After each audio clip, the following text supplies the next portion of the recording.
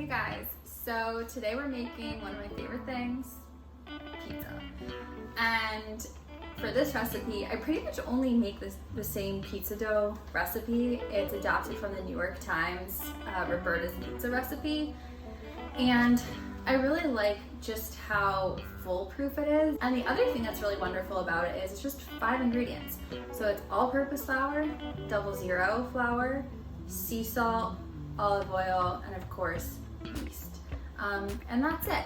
And I think a lot of people are usually intimidated by making homemade pizza dough, especially when you can just buy store-bought. But it doesn't have to be hard. You seriously just mix all these ingredients in either a stand mixer, or you can just knead it by hand. And then, depending on how hot it is that day, you can leave it at room temp for maybe like 3 hours until it rises, or you can put it in the fridge for about 6 hours, and then you're pretty much ready to go. So let's get to it. Put all the ingredients in. You're gonna wanna use your dough hook if you're using a stand mixer.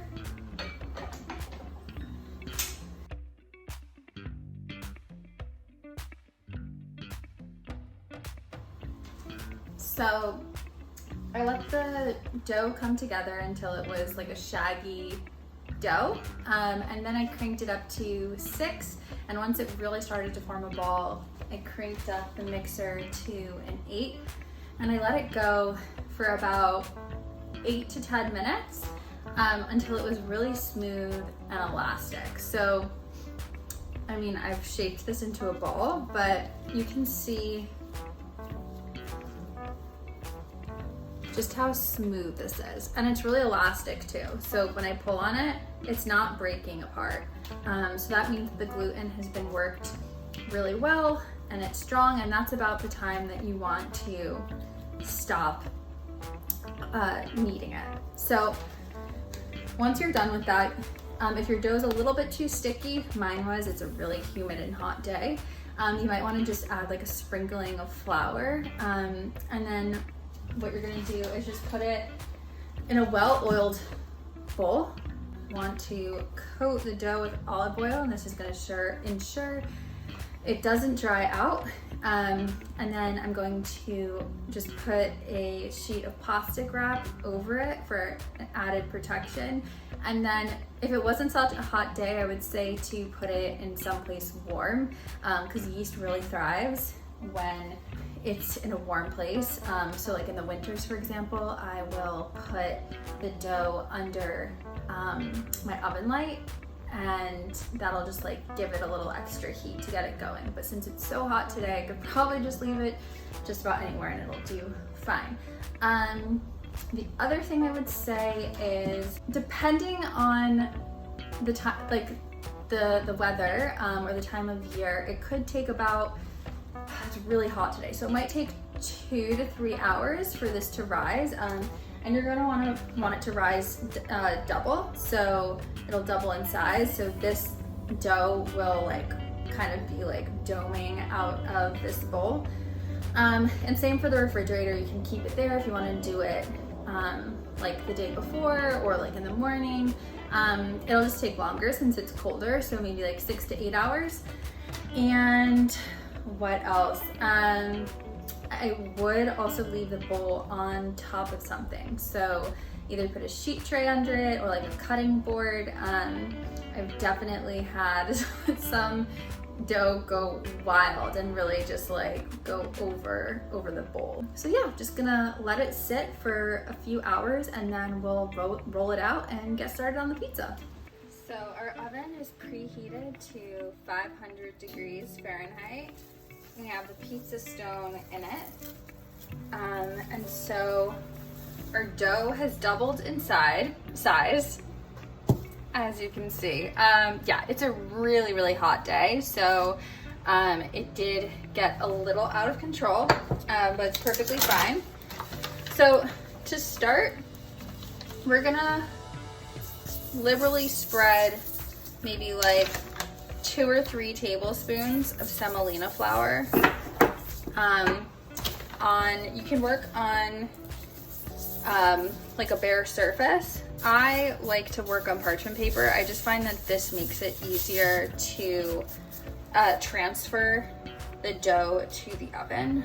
And then also it won't stick to the pizza stone. So it's also easier to get out of the oven when it's ready as well. So if you don't have semolina, you can use all-purpose flour instead. So I usually roll out my dough with a rolling pin.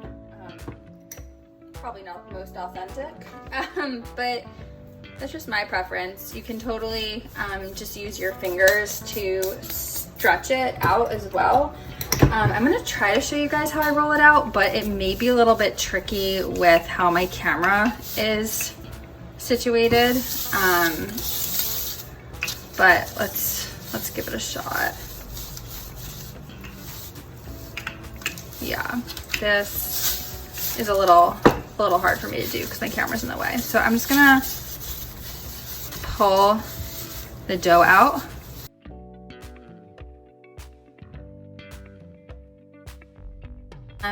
So you can kind of see that I'm pushing out from the edges, but leaving some crust. So this will just ensure that you'll have a nice crust and that your toppings, for the most part, will stay on your dough rather than sliding off.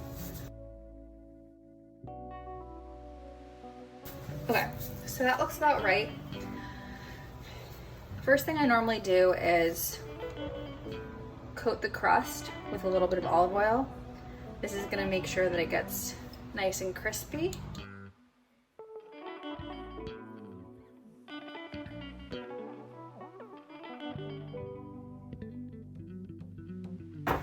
In addition to the olive oil, I also like to do a sprinkle of salt. So I'll do a little sprinkle of salt all around the edges. And then for this pizza, I'm gonna do a little bit of garlic powder on the edges as well. The more seasonings that you do, the darker the crust will be. So for this pizza, I'm doing pesto, asparagus, and chive blossom. So you can use any type of pesto you have. This is just homemade carrot top pesto. So I had some of these beautiful carrots from the farmer's markets, and instead of, you know, just throwing out the tops, I made this really beautiful pesto.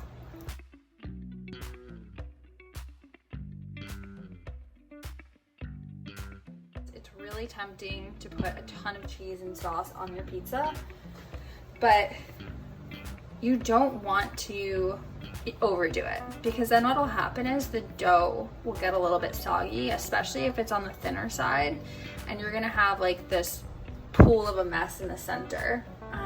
If you add a little bit less and you're a little more sparing, you'll get a much crisper dough.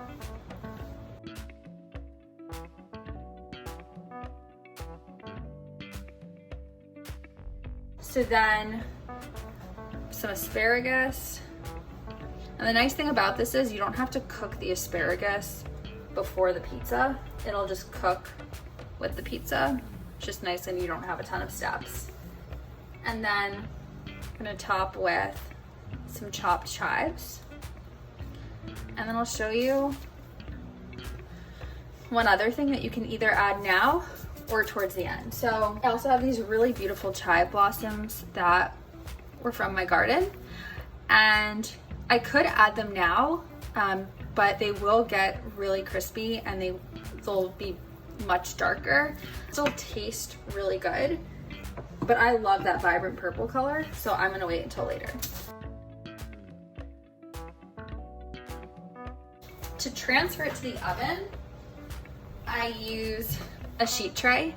I'll just slide this onto the sheet tray, and then I'll use that sheet tray to transfer it onto the pizza stone.